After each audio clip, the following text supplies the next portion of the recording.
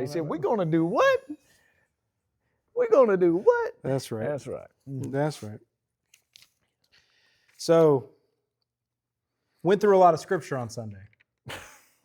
When have we not gone through a lot of scripture lately? Lately, for sure. Yeah. But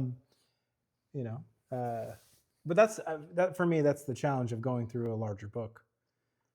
I think it's going to be the challenge of going through any of the Gospels. Yeah, I think that's right. If you want to dive in, think you're going to have to have a pretty big plow. You're going to have to plow. Well, and when we talked about where to go next, both of us were excited about going in a gospel. I was. But this is the reason we picked the shortest one. First of all, at least that was the first one we considered was Mark, because it was the shortest one. Yeah. Well, I don't think you could go as fast through any of the others. Oh, definitely. I Especially definitely don't think you could. No.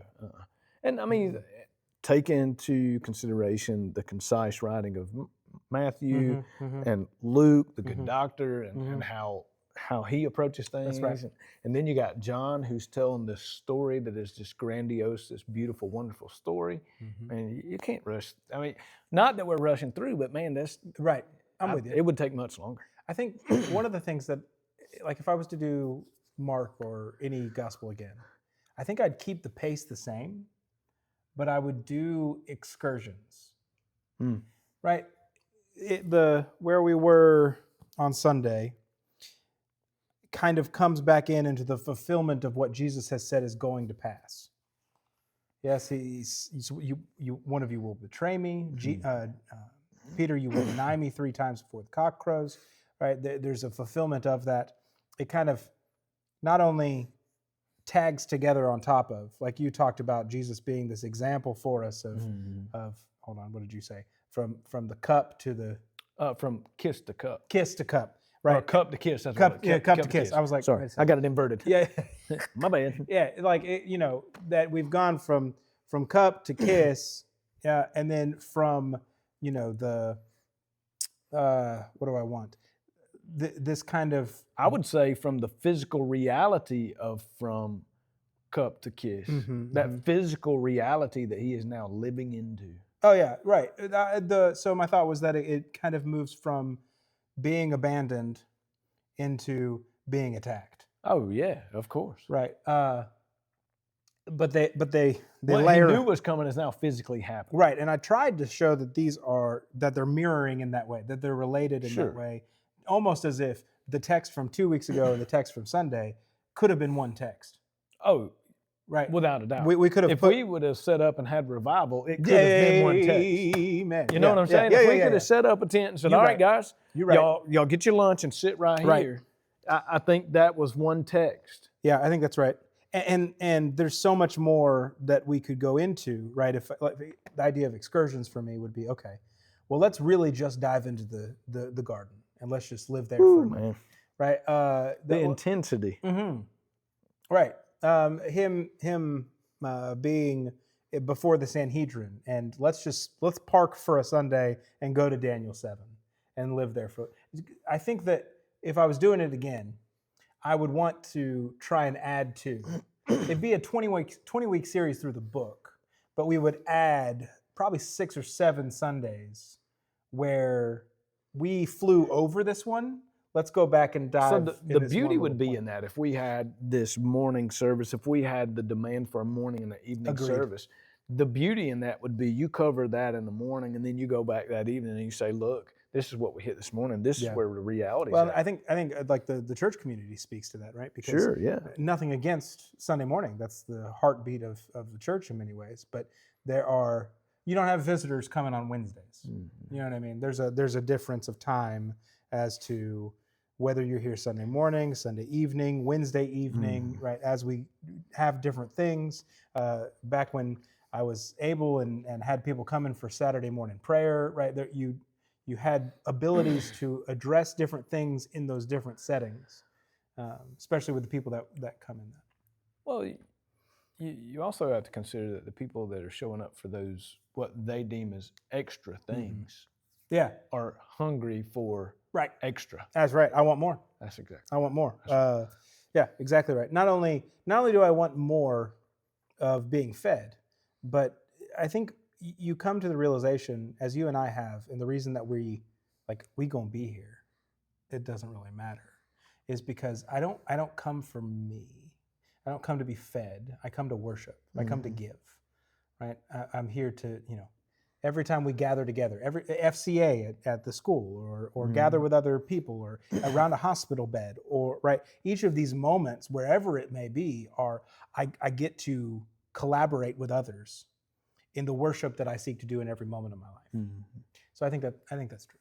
I think that's a big piece. I think that's something that is a perspective that we all need to have in the ways we're approaching the gathering. Sure, yeah. Perspective is a good way to put it too, because what are we fishing for? What are we after? What are we yearning for? Why are we here? And it's the same question that I challenge the youth with all the time. Why are you here? Yeah. And they just look at you like, what do you mean why am I here? My mom made me come. That's exactly. Or you said to come on Wednesdays. So I came. Yeah. But why are you here? Yeah. Didn't I just tell you? You know what I mean? That's the kind of thing that they just. But what's your why? Knowing your why. Yeah. Well, and you know too that those moments come where somebody didn't come because we weren't speaking, or they didn't come because we weren't there. And there's a part of me that says, again, what are you here for? Why are you here? But there's the other part of me that recognizes that that's exactly who we're called to be, is the welcoming into, right, all right, come follow me into his presence. And it's going to take you a minute to figure that out. You're gathered around me because I'm weird. Something ain't right with that boy. Man, I don't remember it. It was years and years ago. I tell people that we're like a magnet. That when Jesus really lives inside of you, regardless of what's happening in the world, and people see something in you, and in the midst of just normal conversation, they're like, they're trying to figure it out. Yeah. And they just want to be close to you. I'll never forget. Or it repels you. That's right. Also like a magnet. Yes. Opposition. That's exactly. But I'll never forget, we'd come back from a trip, man. I'd spent a whole week with the kids. We were in Panama City, and I'm talking about I was out there with them. We were running and gunning, and we were doing some ministry work down there, working in a homeless shelter and outreach ministry, and it was great. It was lovely. It was beautiful. I got home, and one of them had a birthday party. Like, we got home on Friday. They had a birthday party on Saturday. Begged me to come. I'm like, yeah, okay, I'm there. So I'd been with these kids all week, but I was like, man, I'm just going to let them do their thing. I'm going to go sit over here at the table and just take it all in, and I'm just going to chill. Yeah. Well, I sat at the table. That lasted for about 5 minutes. And then the next thing I know, the whole crew of students, there's about 20 of them, they were all at the table. And I'm like, guys, I come over here to kind of give you your space so you could just kind of, they didn't want space. They didn't want space. And that's the way it is. When you love Jesus and Jesus is shining his light through you, it's inevitable. It's just going to happen. Those that want it are going to find it, and those that are opposed to it are going to run from it. That's exactly right. Or hopefully, it'd be great if they ran from it. I think a lot of what we read on Sunday, Or attack it. is really what's happening, because it's actually those who love him, who run from him because it got too real. But it's those who hate him. Oh, yeah. Right, who actually oppose him, again, because it got too real. Well, they had something to lose in that too, though. Well, everybody had something to lose. Yeah. You know what I mean? I mean, Mark let's just assume it's Mark. Mark has enough to lose that he's willing to run out in the woods butt naked to get away from it. There's something to lose there, yeah? But it's not what is it? It's not a hatred of Jesus, right? It's a fear of being like him, of suffering alongside him. Of it gets too heavy, it gets too real. Whatever phrase that I haven't thought of till just now, of a way to kind of depict the differences of that reaction. I'm thinking the Sadducees. If Jesus stayed on the scene, they had so much to lose. power, authority. Right. You know, he'd already called them whitewashed tombs. He'd already called them out, and He's already said he's going to tear Yeah. down the temple brick by brick. and that's what I was saying. Those are the people that have. So they're like, oh, just destroy him. Yeah, exactly. Let's get rid of this clown. We can't deal with this guy. Well, but I mean, again, it's kind of human response. You're either going to have fight or flight, and there's a difference in that impulse of one is I don't want to lose this, and the other is I refuse to lose this. There is a difference there in at least temperament if we're thinking of how people respond to fight or flight. Sure. Yeah. Yeah. Because I think the fight instead of flight is I would rather die, right, than give that up. Well, you have two choices. You're going to be proactive or reactive. Yeah. And you know, here they are. In their eyes, they're being proactive. Like, well, that's there's a true. clown. Yeah, We're going to get rid of this guy. And that was the plan. It was the plan. You know, it's just kind of. But in the moment, as they had him before Pilate, now that was total reactive. You see what I'm saying? They had anticipated getting to this point, but then the crowd just followed them. Give us Barabbas. Well, they build up the crowd. Yeah, right? It's like, you know what I'm saying? They went and grabbed all the people who supported the rebellion to be like, hey, you need to be here because we need to get Barabbas back. That's right. You know we need him, so let's go get our leader back for our insurgents. Yeah.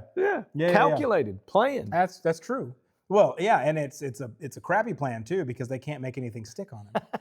Right? They've stayed up all night. You know, just think about how like naturally frustrated that whole evening was because everybody came up saying, "Well, he did this and he said this and this happened on Saturday," and somebody comes up and says, "No, that was Friday when he did that," and you know, and nothing's matching up, and they don't have two witnesses to go along with each other, and they're all just making up things left and right. Like what in the world, man? You know, the high priest is just like, "Come on, people. You got nothing for me that can actually stick?" He's going to make it stick anyways, right? But there is a difference in fighting. In the same way, I guess, too, to think about how Peter's going to cut off Malchus's ear in wanting to fight for it there. Don't worry about that guy. Well, and he said, "Oh no, we're not going to do that." Well, and imagine, especially if that's how you react in that moment to actually fight for it. How helpless do you feel when the one you're fighting for tells you to stop fighting? Especially when he's master, like he's the one who actually gets to make decisions in your life, and you're going to protect, and he says, "No, don't protect me." What else? What other decision do you have than run? If you're entirely wired to fight, and then fight gets taken off the table, your choices then are to just kneel down and die. It is flight. I mean, yeah, it's fight or flight, right? Right. It's just like, well, I guess I'm running. Flight it is. Why are we doing this? Jesus doesn't make sense to me. I'm out. Right. Well, and just like we talked about the wine press, right? That this Gethsemane is oil press, right? To press this all out is this symbol of a testing of what's going on. However, Peter thinks he's already been tested, which he has. He's walked on water. He's been called Satan. He's had healed a name people. change. Right, and he calls him Simon, by the way. Yep. You see that? Yeah, he didn't call him Peter. Yeah. Right, he calls him Simon, and it's just another point of pressing even further. Well, now you can't fight. That's been taken away from you now. Run. I don't know what else to do. I guess I'm going to run. Which again is hard to think of because Jesus is in your rear view the whole time you're running. Like he's still there. Man, I don't know. That's tough. Yeah. And because they were going to get arrested right alongside of him. Absolutely. You're all going together. It's almost. It struck me too that maybe one of the reasons that Peter denies Jesus, knowing Jesus, is because he's already abandoned him. How is he going to feel when they arrest him and they kneel him down next to the man he abandoned? Like that's an embarrassing moment. Like they caught me anyway, and I tried to get away from you. Yeah, that's like next level. There's so many layers and depths of emotion going on that are hard for us to even extrapolate. Oh, definitely. You know what I mean? Because it's just a text. It's just black and white. And then this happened, and then this happened. Think about his John. Heart is jumping out of his chest. I want you to think about chest. John, Sure. the kid, Yeah, who's still there. is like, what am I supposed to do? Mm-hmm. Am I supposed to run? Mhm. Am I supposed to stay put? Mm-hmm. Uh, You assume he still ran because he's not arrested with him. that's right. But I guess maybe he ran where none of the rest of them ran. Maybe he ran to his mama, like just ran straight to Bethany. Let's just assume that they were still all there, like The Chosen kind of shows it. Yeah, The Chosen depicts it that way. It doesn't mean it's true, but maybe Sure. John went to the family to be like, they've got Jesus. What do we do? Mm-hmm. And they go back to witness the execution, whereas the rest of them just gone. And that's one of those things I hope they do a good job with, because I've always wondered. I've always kind of liked the mental gymnastics kind of guessing game of like, I wonder where they went. Like, where do you go spend the night when you've just run away from Jesus being arrested in the garden? Man, I somewhere by myself, probably. Mm-hmm. Somewhere just alone. Yeah. I'm missing it now because this language of fight or flight would have been really great on Sunday. It just hit me for the first time. Isn't that why we do these shows? It's exactly why we do it. We unpack all of the things. For me, it highlights something beautiful because the message on Sunday was focused on the King. Mm. This is the coronation of Jesus. Mm. But the King, right, the Lord and leader of the Lord's army, doesn't fight, and he doesn't run. He does neither of those things. Mm-mm. Well,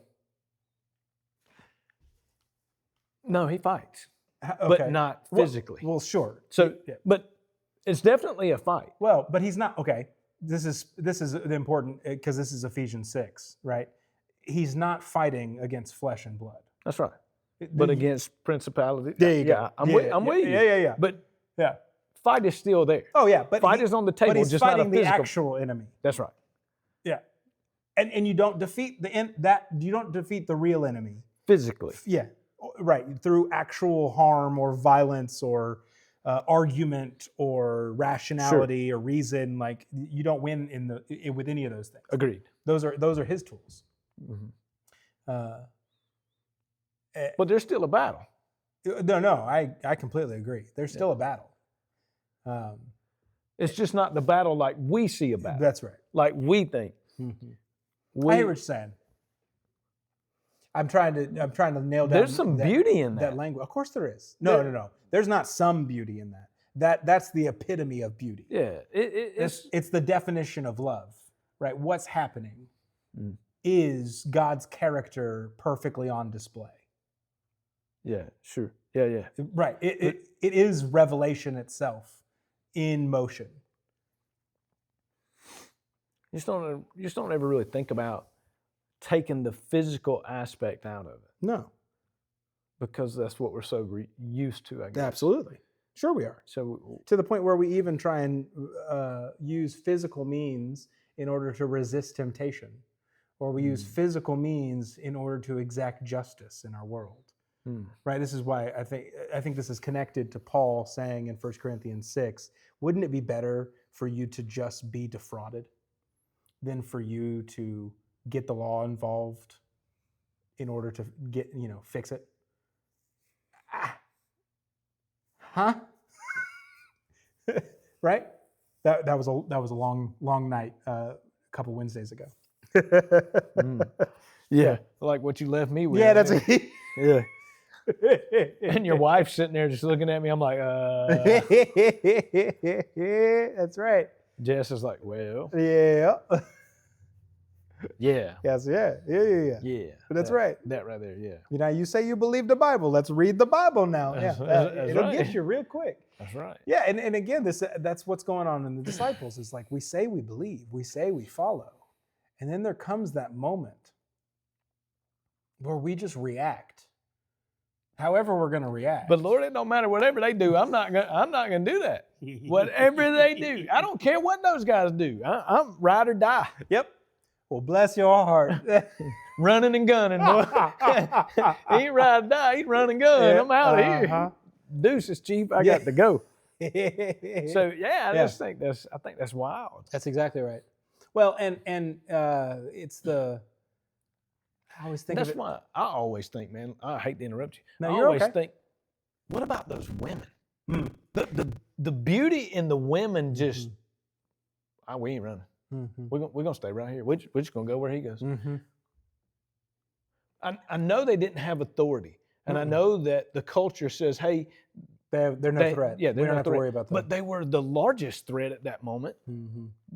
Think about those ladies who had been discipled or not disciples or not called disciples. Yeah, sure. But man, you think about Mary, you think about Martha, you think about, Jesus' mother, Mary, and all of the things that they have seen, endured, been a part of, ministry working in and out. Yeah. Man, them ladies right there. Mhm. But I think about that. I think about they just watched, Mhm. followed. Yeah, they actually drew closer in his death. That's what I'm saying. Yeah. It's wild to me. Well, and maybe there's also a bit of mercy there too, in the fact that Jesus doesn't bring them to the garden with him, not just for practicality's sake or whatever else, right? Because again, the cohort of people that come and pick him up in the garden suggests a group of like 200 people. This isn't. I mean, this isn't just a dozen guys coming. This is. I didn't realize it was mob. 200. Well, the Greek word for cohort or for crowd in most English translations, in other uses of the word outside of the Bible, never means less than 200 people. Really? Yeah. I figured a regiment of soldiers, though. I mean, Right. I really did. Yeah, that's exactly right. So it's not a small group. Either of people. way, that's a lot of people, Mm-hmm. and they were armed. Yeah. And That's they right. were, Which he calls him out on that. Like because it's not a Roman army that comes and picks him up. That's right. It's the temple guard that comes and picks him up. These are Jews, which is why he says, "I'm sorry, weren't we? Like I recognize you. Like you were there when I was preaching in the temple. What about me says you needed that spear?" Well, they might have been remembering that whip when he wove it. They might have been remembering. I might not take I don't this know. spear. He was pretty good with that whip. Now I don't know. He was flipping tables and he was pretty mad. So I'm gonna take this. I'm gonna take this spear with me. Yeah. I mean, we got to be fair. I mean, No, right. You know what I'm saying? Got to be fair. Yeah. Or Jesus, I didn't bring it for you. I brought it for the guys standing behind you. Yeah, that's exactly right. Simon Peter. That's exactly right. You see how angry that dude looks? I don't want nothing to do with him. That's right. Yeah, that's right. I think there's a mercy in it and not bringing the women to that moment in the first place. And obviously, there's also practicality. You just wouldn't do that. In of course not. Culture and day, which we could learn a lot from today, you don't just intermingle men and women as if it doesn't matter. And so that they're not there for the Last Supper. They're not there for right. This is a very intimate moment in any of that, which is again where perhaps John fits into that next phase of the story. Is he goes and tells them. Well, John seems to have this. Well, he gets this. He gets to intermingle because he's a part of the disciples, but he also is young enough and accepted by the women, and not on a man level, but they are looking at him or accepting him as a child. Yeah, and so he gets both sides of the coin, so to speak, in my opinion. So it's pretty I think that's unique dichotomy that's happening with him, being able to kind of flow easily between. Again, the importance of children and their faith and their responses to things is, men are tempted in that moment. I can't go lean on anybody. I can't go endanger somebody by going to their home. I can't. We can think of it however we want to think about it, but we wouldn't have gone there.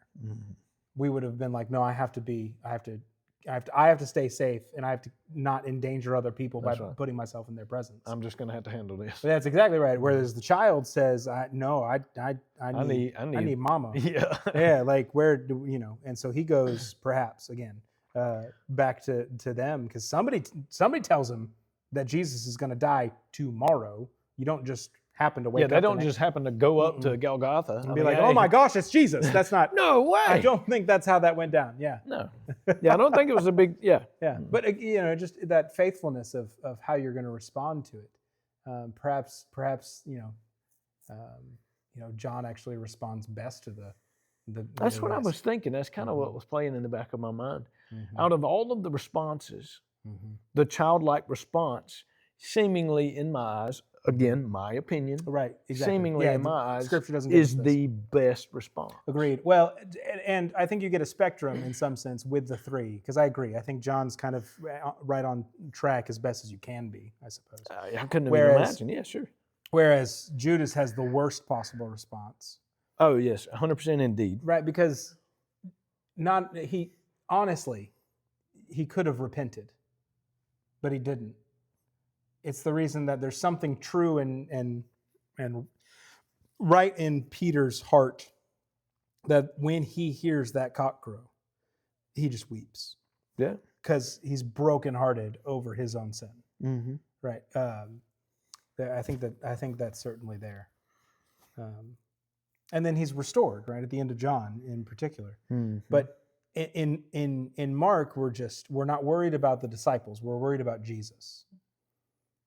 Right. The focus is constantly, in my view and in my reading, this urgency and in this straightening of a path directly to the cross. That Jesus is escalating and moving everything directly. Wide open. Right. And again, you just simply see the peeling off of the rest of them in fight and flight, right? Whereas Jesus has this middle way, straight down the middle, going directly to the cross. And a lot of it is, for us in our humanity, is we don't see that fight. Mm-mm. Jesus is fighting a fight that we didn't see, that we couldn't really. He's already fighting a fight in the garden. Yeah. And continues to fight. In fact, in some sense, he's already had victory in the fight because he's moving toward his accuser, toward his betrayer, rather than moving. He could have just gone the other way. Oh, sure. But he's gonna, your will, not mine. Like there's a point of victory there in the garden that's just simply being lived out. Well, on the cross. I mean, it's like we say, Lord, may what we do glorify you. Mm-hmm. May it glorify you in all that we do. Mm-hmm. Well, the moment that Jesus walked out the front of that garden, it glorified God. The moment that he chose to walk forward instead of leaving out the back door, all glory be to him. That's right. And that was the part of your will be done, not mine. That's right. And that's what they see. They don't see that clearly because, of course, they are emotionally invested in that moment, and they felt that they had already failed him in the garden by falling asleep. Mm-hmm. So, of course, Peter's like, no. Yeah, he got to get rid of that ear. That's right. I'm awake now, Jesus. That's right. I'm ready. I might have messed up back there, but I'm going to redeem myself. And maybe that's. Sure. I mean, wouldn't that be in your mind? Yeah. Lord, I failed you back there. Again, if it's a massive group of people, there's no way Peter actually thinks he's going to take all those people. All he can do, and this is one of maybe what's really going on with the ear, all he can do is give Jesus the opportunity to run. Mm-hmm. Right? All he can do is try and sacrifice himself so that Jesus can go. And maybe that's the right way to read it, to where Jesus is like, no, buddy, that's not how this works. I sacrifice myself. Yeah. You don't get to, just die so that I can run away. In fact, I'm actually going to heal the man that you just attacked to prove the point and undo your ridiculous And think thought. about that guy. Yeah, sure. Think about that guy. All right, you just put my ear back on. I appreciate that, Jesus. I really do, because that hurt. Yeah, and that's right. I was really worried about that. Yeah, I didn't know what was going to happen. Thank you. Yeah. What about that guy that's also got to deliver him to his death? Yeah. Well, because he's the one in charge. I mean, when he comes to the garden, he's the one in charge of that whole mob. Yeah. Mm-hmm. And now he fixed me. Yeah. But I gotta turn him over? Yep. Well, but again, fight or flight. How you're going to respond to your helplessness in the face of Jesus and all of those things. Because your livelihood as a priest or as a Pharisee is going to be taken away with the destruction of the temple and with the Messiah taking your place. Everything is being challenged in this moment, and how are you going to respond to it? Because Malchus doesn't beat people, but he does decide, I don't care what you did to my ear. You're a problem, and I need to get rid of you. He's moving along with it. Just like we can run off in different directions, or we can try and attack the mob and give Jesus a chance to run away, or whatever else it is, we're still reacting to, again, what is the coronation of Jesus. He's being set up on, who do you say that I am? He's being enthroned in this moment. Do you react in anger or in fear or just hatred? How do you react to the enthronement of the bloodied and murdered lamb? I don't know, maybe it's my maturity, but I have a great, I think highly of Peter just jumping out there and hacking off the guy's ear. I'm not even gonna lie. Sure. Because it's noble. Yeah.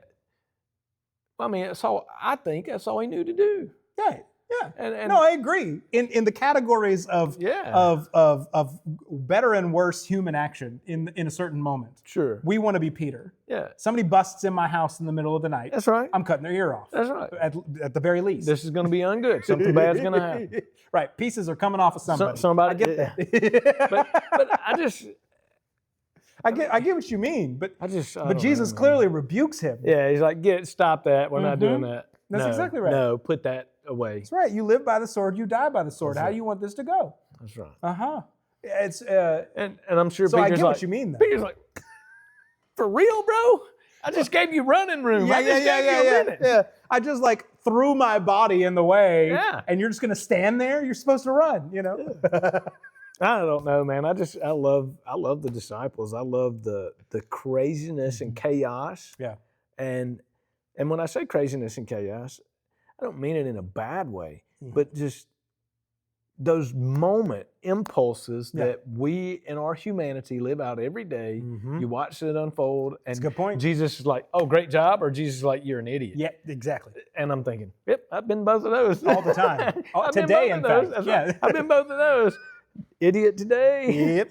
I did all right the other day. It was good. I felt like the Lord patted me on the head and said, "Good job." There you go. Well, because again, it's just I think you could actually think about all of your decisions throughout the day as your reaction, your response to who do you say that he is? Of course. Is he king? If he is king, if he's Lord, if he is God, then all that he does is right, and all that he calls you to do is right, and there's no other option. But oftentimes what he calls us to is absolutely painful and difficult and sacrificial, right? And it undoes us entirely. Well, we already don't like conformity. Well, of course not. And he calls us to conform. Yeah, to him. Yeah. You're dead. And be dead. Will you be done with yourself already? Because we got things to do, right? That's exactly right. Can you get over yourself That's for just a minute? Because, the kingdom's moving. And right. Peter, what are you doing? That's right. No, That's right. They don't need you. They need me. Get out of the way. Hey, bud, put that down. Stand in the back. Go on. Great. Now I've got to pick this thing up. Put it back on his head. What a mess you've made. Golly, Peter. What a mess you've made. My goodness. Can't you just? I love it. I love it. And of course, it's even better because he's so much more patient with us than we would be with ourselves. I'd be like, you're an idiot. What is wrong with you? That is not what I wanted. I could never be Jesus. No, God, because I'd be like, what are you, a moron? Right, 3 years. Man, You have been following me around for 3 years, and you still. Did you not get your nap? I was back here really praying. Did you not get your nap? You're tired. You're tired now. You're tired now. So you're just lashing out. You're ill. You're upset. Oh, I'm sorry. Oh, I'm so sorry. I mean, I should have let you sleep more. This is really my fault. Yeah, it's my bad. My bad. I should have thought more about you than this. Moron. There you go. Direct evidence we are not Jesus. That's exactly right. Because, that's the way it would have played out in my head. Right. I don't know. Well, and Lord have mercy on me. I know darn well I've spoken to people plenty of times in my life of just like, seriously. Really? Will you? Fell out of your, no filter, right? No, yeah. Well, and of course, that's the thing too, is that the closer we get with each other, the more intimate we live, the less of a filter there is. Sure. And so you're going to get some of that raw sometimes. Well, you have to. Yeah, exactly. Well, otherwise, you don't know me. Well, you think I mess with you all the time? I was like, bro, it's your story. Why do you keep saying that? Well, I mean, like even in disciplining my children, there are certainly times where I'll be like,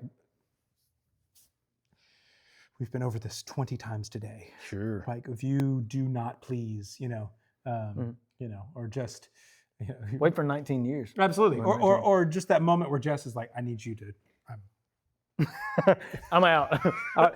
handle that. Fight or flight, That- and it's about to be fight. I'm gonna walk away before I walk on She him. killed me. About trailer park just about to come out of me. I was like, oh Lord, here we go. Hey, it's there. It ain't no joke either. I love it. I love it. I love it. Yeah, but it does. What Jesus does, what Jesus goes through, what Jesus orchestrates and moves toward in being enthroned on the cross is exactly the very thing that presses in us, pushes on all of our pressure points to reveal what actually comes out of us and our reaction to his coronation. Mm-hmm. So yeah, I think that for me helps actually settle a lot of what I hope I challenge people to think about on Sunday, with just the depth of what Jesus is responding to. Maybe what's your oil look like? What, Ooh, you know yeah. what I mean? What, Mhm. what when Black, you get pressed on, what does thick. it look like? I mean, Yeah. is it really like pure olive oil? Is it really nice? Is it sour? Yeah. All sorts of bits. Mine's crushed bitter, along man. I'm with gonna go ahead and tell you right now. Probably gritty. it. Yeah. Gritty, bitter. Yeah, that's exactly right. Dark and strange odor. Yeah, they're looking like, what is this? We can't use this. I'm about to put that in the engine or something. I can't do that. So I mean, I don't know. Yeah, that's it. But that's it, man. And the reality is our hearts are such that there isn't anything in it that will be anything other than diesel instead of olive oil. Mm-hmm. It can only be that when we allow him to press out all that is us, then he can fill us with what is him, right? And of course, then the real tests come because he wants to give himself away. So you're going to be pressed even more to let him out of you, and then you really get to see how much you love him. That's the good news, right? That's the excitement. That's the call of the church: is come get pummeled and emptied, so that you can get pummeled even harder. And pour out Jesus into the world. Don't run. Don't run. Endure. Right? Yeah. Don't run. Endure. Absolutely. Stick it out. Stay with it. That's right. Jesus loves you. He did it. We Mm-hmm. can follow him. Mm-hmm. Yep. And when the pressure comes on real hard, let Scripture come out of your mouth. Yeah. They didn't tell you it was like a Marine Corps obstacle course. They just, Yeah. Well, hey, Lord knows I'd ring the bell way too soon. So. I'm out. I'll tell you right now, I ain't gonna make it. Right? I went to the gym the other day, and I don't even want to use my arms. I hate it very much, but you got to do it. That's right. Yeah. Fight or flight. It's good. That's and so this Sunday, we end the Gospel of Mark, and I can't believe we're ending. Yeah, absolutely. And I think the what will be most of our topic of conversation next week will be the fact that I'm ending early. Right, because I'm not going to keep preaching after verse 9 in chapter 16. And it's an invitation for us to bear witness and share testimony as the book ends by saying, go and tell them. And then they left terrified and told no one. Drop the curtain, black hat, Dun, dun, dun. Yeah, that's exactly right. We got to get Jay to put that at some sort of sound. Like, boom. Yeah, I mean, Absolutely. Yeah. Yeah. If it wasn't so pretty with the light coming into the stained glass, we could just telling you. whole room go dark. Yeah, no, we need a sound, audible. And you're like, oh, what'd you say? Yeah. And then you can explain it. Lights cut out everything. Yeah. That's not a bad idea. Then you can explain it. I kind of like this. I know. I think we should cut this part out before Curtis knows the plan on Sunday. How many viewers we got? One. Hey, sorry. We got great viewer retention. That's right. We got Curtis. We just got to bring him in. Curtis like, what are these two morons talking about? We don't know. We're just having a good time.